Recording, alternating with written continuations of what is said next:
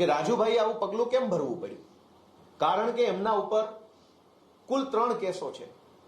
2022ની વિધાનસભાની ચૂંટણીમાં એફિડેવિટ કર્યું, એમાં એમણે 3 કેસોનો ઉલ્લેખ કર્યો છે. એક કેસ 326 એટલે કે ટાંટિયા તોડી નાખવાનો કેસ, હાથ પગ ભાંગી નાખવાનો કેસ. 2 કેસ બીજા જાનથી મારી નાખવાની કોશિશ કરવાના કેસ. જે ટાંટિયા તોડવાનો કેસ છે એ કેસમાં એમને 2022ની ચૂંટણી પછી 5 વર્ષની સજા પડી ચૂકી છે.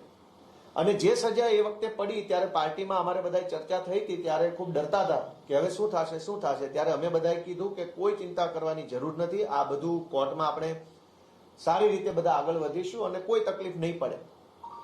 અને બાકીના જે 2 અલગ અલગ કેસ, 307ના 2 કેસ, એ બંને કેસોમાં રાજુભાઈની આજે કોર્ટની અંદર સુરેન્દ્રનગરની કોર્ટમાં મુદત છે. હું પુરાવો સાથે લઈને આવ્યો છું. રાજુભાઈ ઉપર જાનથી મારી નાખવાની કોશિશ કરવાના 2 કેસો છે.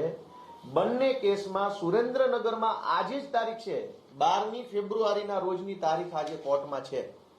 અને કોર્ટમાં શું થવાનું હતું આજે અહીંયા લખ્યું છે, ફાઇનલ આર્ગ્યુમેન્ટ, આખરી નિર્ણય આજે સુરેન્દ્રનગરની સેશન્સ કોર્ટમાં 12મી ફેબ્રુઆરીએ રાજુભાઈ કરપડા, જો અહીંયા આરોપીના નામ લખ્યા છે, ભૂપતભાઈ જીલુભાઈ, ઓરુભાઈ જીલુભાઈ, રાજુભાઈ મેરામભાઈ કરપડા, બાવકુભાઈ અને રામકુભાઈ, આ 5 આરોપી ઉપર જે કેસ છે એ કેસનું સુરેન્દ્રનગરની અદાલતમાં આજે આખરી નિર્ણય થવાનો હતો. એટલે ભાજપ તરફથી એમના ઉપર પૂરું દબાણ કરવામાં આવ્યું કે જો 12 તારીખે પ્રેસ કોન્ફરન્સ કરીને આમ આદમી પાર્ટી ઉપર સ્ક્રિપ્ટ પ્રમાણેના આરોપ નહીં લગાવવામાં આવે તો કોર્ટમાં કંઈ પણ થઈ શકે છે. અને બંને કેસોમાં એક જ તારીખ, 2 અલગ અલગ કેસ છે. આ કેસનો નંબર છે 43/2018, સેશન્સ કોર્ટનો કેસ છે 43/2018, આ છે 44/2018.